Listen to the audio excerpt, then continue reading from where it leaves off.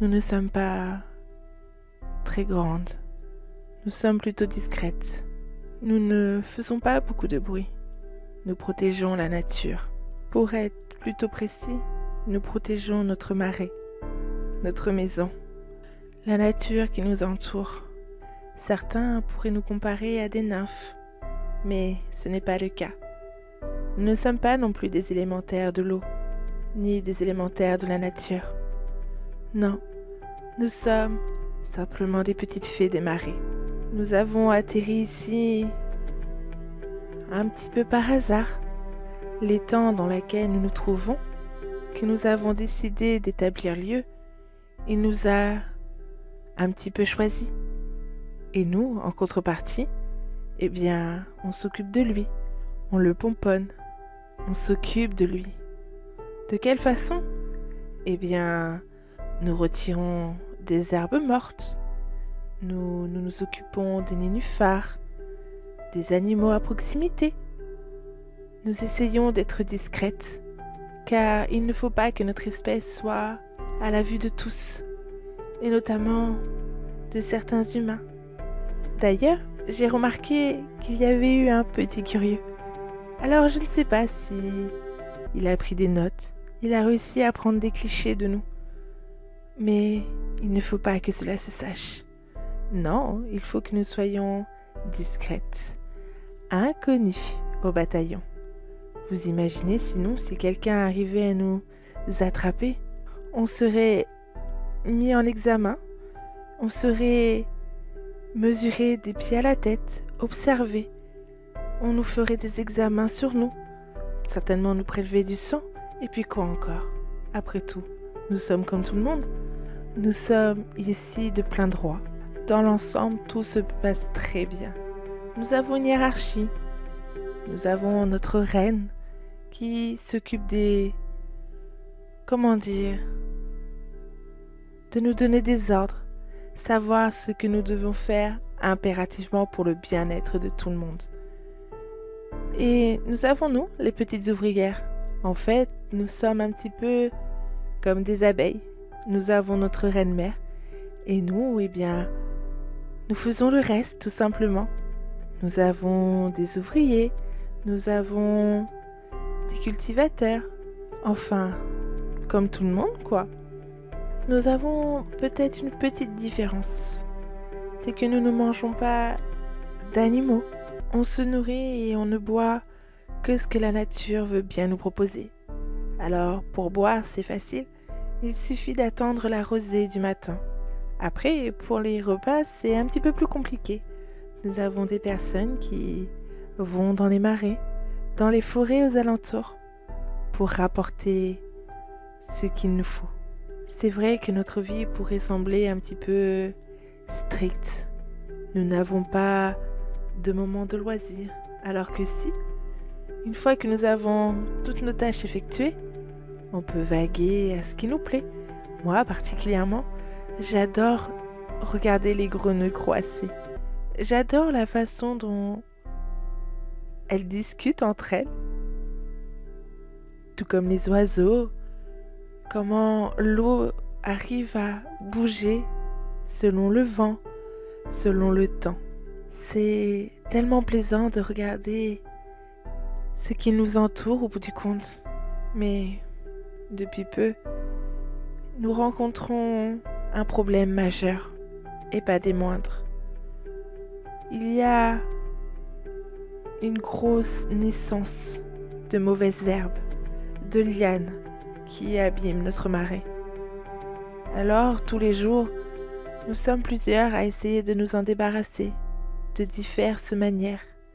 Certaines les arrachent directement à la racine, d'autres encore essayent de les diviser, car il ne faut pas croire que, pour nous, qui sommes quand même de petite taille, cela représente beaucoup de poids, beaucoup d'allers-retours, beaucoup de fatigue.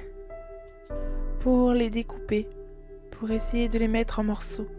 Nous utilisons des dents que des animaux ont perdues. Bien évidemment qu'on ne les arrache pas, ce sera plutôt de la barbarie à ce compte-là.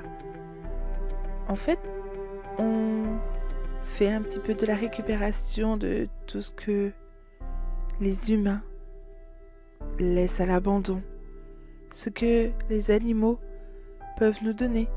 Certaines fois, oui, ce sont des dents, d'autres encore, des petites griffes, enfin, toutes sortes de choses. Il y a même une fois où il y a quelqu'un qui a perdu une petite aiguille. Ah, cela a été fort bien pratique. Mais malheureusement, à force de l'utiliser, eh bien, elle n'existe plus. Quand le travail commence à être un petit peu trop dur, nous préférons nous amuser. Cela dit, tout en faisant notre travail, nous faisons comme une petite balançoire.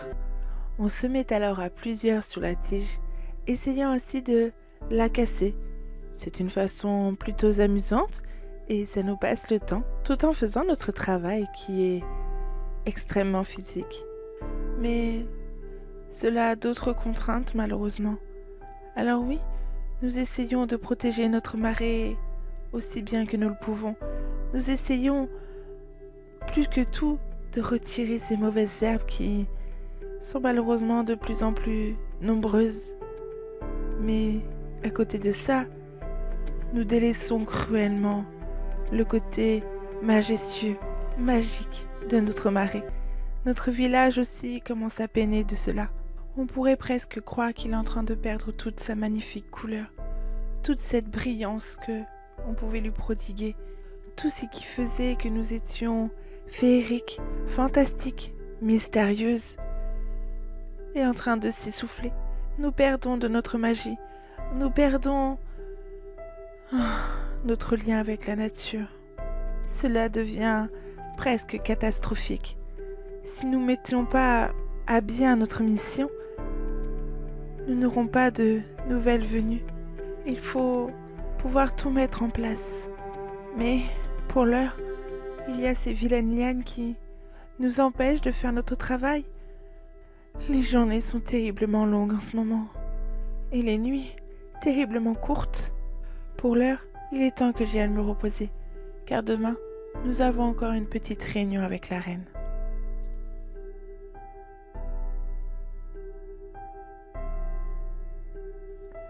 Le jour s'est déjà levé. Il est temps pour nous d'aller rencontrer notre reine et voir ce qu'elle a à nous dire. Je sais très bien ce qu'elle va nous dire. Il faut continuer de nettoyer ces lianes envahissantes et que nous devons également nous dépêcher. Plus nous allons retarder l'inévitable et plus nous allons disparaître. Car c'est là la clé, c'est là le secret. Que si nous sommes en forme, si nous s'attillons, c'est grâce à notre village. C'est celui-ci même qui nous donne notre air. Sans le cœur, sans le noyau de notre village, nous n'existons plus, nous disparaissons. Et le marais ne sera plus aussi beau. Cela fait bien trop longtemps que cela dure. Il faut se dépêcher. Je sais qu'on y voit le bon bout, mais il faut continuer de persévérer.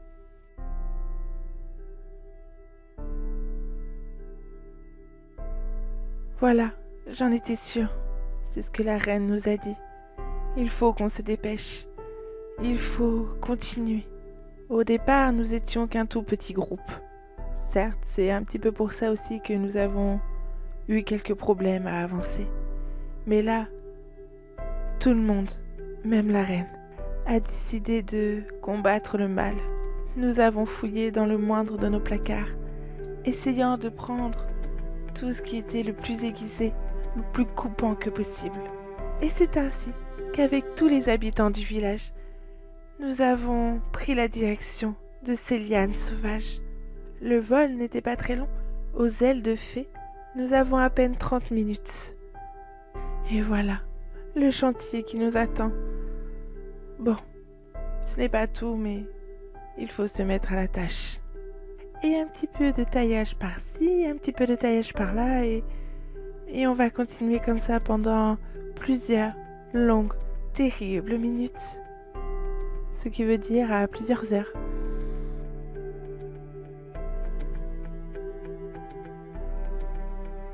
Une seule journée avec tout le monde, ce n'est pas possible. Quand la nuit tomba, nous rentrons donc chez nous. C'est à ce moment-là où on peut se reposer et discuter de plusieurs techniques que l'on pourrait essayer de faire. Bien souvent, cela mène toujours à la même chose, à part les tailler et y mettre le feu, ce serait bien plus pratique. Mais nous sommes bien trop petites pour cela, à moins que il y ait une tempête qui s'annonce. Si nous pouvons fabriquer quelque chose en métal, juste au-dessus de ce qui nous gêne, assez haut dans le ciel, cela pourrait peut-être...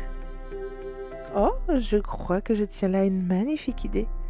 Je vais de ce pas en parler avec la reine.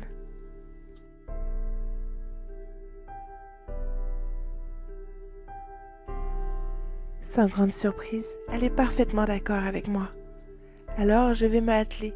Je vais essayer de le faire durant cette nuit. Le sommeil, ce n'est pas grave. Je me rattraperai le moment venu. Cela tombait plutôt bien. J'avais beaucoup de métaux. J'étais suffisamment agile pour pouvoir le créer. Ce n'était pas bien compliqué. Je sais bien évidemment que je ne pourrai pas être seule à la déplacer. Je vais attendre pour finir le reste demain matin.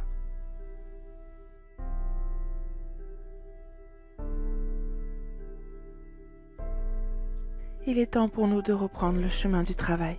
Ces lianes seront définitivement mortes ce soir. J'en fais presque la certitude. J'espère seulement qu'il y aura un petit éclair non loin. Les nuages se sont assombris. Le vent commence à se lever. Avec l'aide de mes amis et de ma famille, nous avons pu continuer la structure. Elle était si haute, aussi grande que tous les arbres à l'horizon. J'espère seulement que, maintenant, une petite éclair qui pourrait foudroyer tout ça, et ce sera parfait. Il faut juste jouer de la patience désormais. Pour l'heure, avant que la tempête ne se lève, nous allons continuer à les aiguiser, à les couper. Tout le monde était plus qu'excité de savoir si oui ou non tout cela allait marcher, si oui ou non tout notre calvaire allait enfin se terminer. Nous ne savons pas par quoi elles sont arrivées. Nous savons pertinemment que nous avons cette petite mission à faire un petit peu tous les jours. Mais là, d'un coup d'un seul, le voilà. Le tonnerre arrive, enfin. La réponse tant attendue va... Et si je me mettais à l'abri, ce serait pas une mauvaise chose? Nous avons fini par prendre toute de la distance. Nous avons même décidé de rentrer au village. Nous avons observé la scène. Nous avons attendu que le tonnerre décide de taper la pointe de cette aiguille géante finalement, fait de matériaux conducteurs récupérés ici et là. C'est là qu'on voit toute l'importance d'une grande famille, d'une grande amitié, qu'avec plusieurs personnes autour de soi, on peut faire de grandes choses. Nous l'entendons approcher de plus en plus. Le ciel est de plus en plus nuageux, sombre. Et c'est là, tout d'un coup, que nous l'avons entendu. Nous avons vu une petite étincelle. Et par le plus grand des mystères, par le plus grand des hasards, ça y est, les lianes sont en train de brûler une à une. Ce spectacle est tellement magnifique à voir. Ce dégradé de couleurs est juste somptueux. Nous sommes là, tous en train de regarder. Certaines d'entre nous vont vérifier que le feu ne se propage pas ailleurs. Cela serait fort problématique. Et tandis que les autres, eh bien, nous devons nous atteler. Nous devons préparer ce magnifique village qui est le nôtre. Il y a maintenant tant de choses à faire. Mais, comme toute bonne travailleuse, eh bien, je vais essayer de me reposer. J'ai travaillé toute la nuit pour essayer de créer ce qui vient de nous sauver, c'est le cas de le dire.